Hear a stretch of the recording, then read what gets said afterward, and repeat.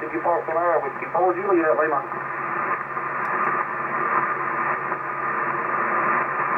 I got a Kilo Bravo 3 Zulu, try it again. That's Whiskey 4 Juliet Lima. He's doing a park activation, and at Park K-2753, South Mountains State Park in North Carolina. And I worked him a little while ago, and I had the power level set to 100 watts.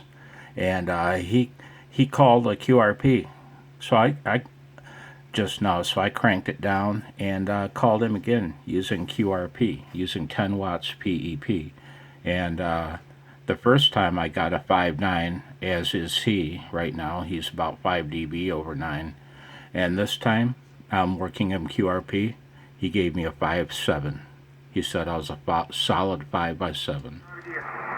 That's not bad, man, for 5 watts in the dipole in the trees. Kilo 2 Lima Tango got the 5.5. You're about a 5.2, 52, Roger. And he said his name is Dave. Hey, Dave, thanks, man. That was freaking awesome. Thanks for working me, Dave. 73.